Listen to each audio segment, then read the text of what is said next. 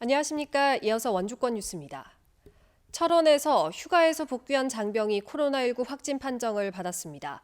강원도는 인천 계양구에서 휴가를 보내고 지난 27일 철원에 소속 부대로 복귀한 21살 A 상병이 어젯밤 11시 반쯤 확진 판정을 받았다고 밝혔습니다. A 상병은 복귀 직후 실시한 문진에서 발열 증세를 보여 격리됐으며 양성 판정을 받고 국군 수도병원으로 옮겨졌습니다. 군 당국은 문진 과정에서 접촉한 부대 관계자를 격리 조치하고 소속 부대 장병 휴가를 전면 통제했습니다. 정부의 국립전문과학관 유치를 위한 도내 최종 후보지로 원주시가 선정됐습니다. 강원도는 어제 2020년 전문과학관 건립 공모사업 평가회에서 유치를 신청한 원주와 춘천, 강릉과 영월 등 4개 시군의 건립 계획을 검토해 원주를 최종 후보지로 선정했습니다.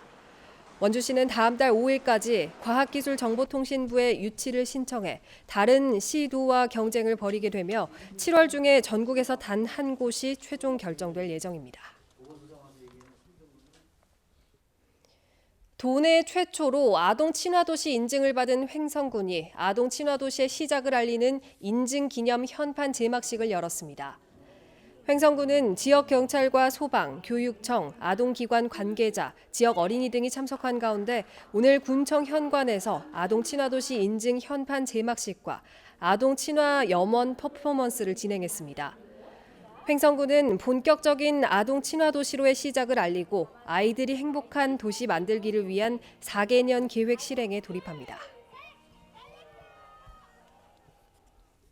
원주시가 코로나19로 어려움을 겪고 있는 소상공인과 자영업자, 중소기업의 경제적인 부담을 덜어주기 위해서 상하수도 요금을 50% 감면하기로 결정했습니다.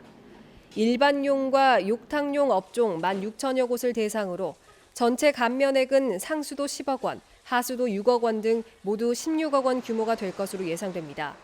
여기서 공공기관과 관공서, 금융기관과 학교, 군부대 등은 제외됩니다. 감면액을 최대 50만 원으로 제한하고 별도의 신청 없이 6월분 고지서부터 감면된 금액이 적용됩니다. 강원도가 오늘 중국 남경시 등과 도내 제품의 중국 판매 협약을 온라인으로 맺었습니다. 온라인 협약은 코로나19로 수출이 원활하지 않은 상황을 극복하고 비대면 마케팅을 활성화하기 위해 전국 최초로 추진됐습니다. 강원도는 다음 달 중 60억 원 규모의 강원도 화장품 수출에 나서며 중국 현지 그룹과 협력해 오는 8월까지 중국 최대 전자상거래몰에 강원도 전용 쇼핑몰을 개설할 계획입니다. 원주시가 쌀 소비 확대와 쌀 산업 경쟁력 확보를 위해서 블렌딩 쌀 생산 유통 시범 사업을 추진합니다.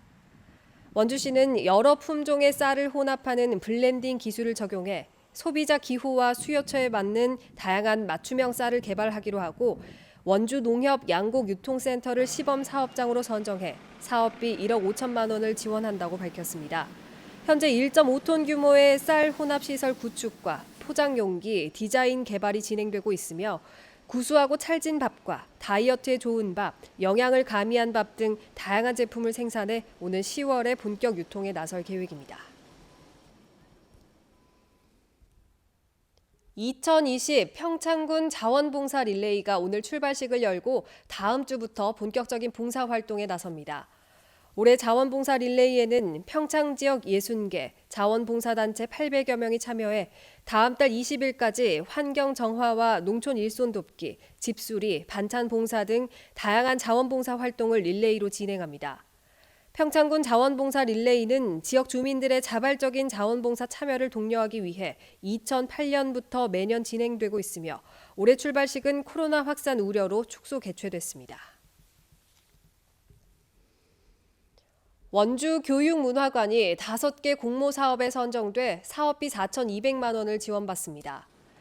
이번 지원으로 성인을 대상으로 한 인문 독서 아카데미와 길 위의 인문학, 문화가 있는 날, 어린이와 청소년을 대상으로 웹툰 창작 체험관과 이야기가 있는 코딩 등 모두 5개 프로그램을 진행합니다. 각 사업은 다음 달부터 11월까지 진행되며 어린이부터 성인까지 모든 연령이 참여할 수 있는 프로그램으로 운영됩니다.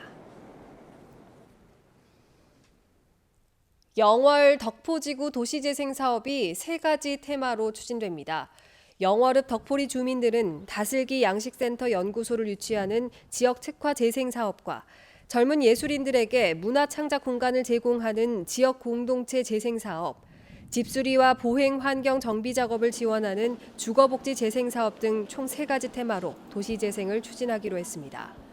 영월 덕포지구 재생 사업은 오는 2023년까지 4년 동안 국비 100억 원과 군비 130억 원이 투입됩니다.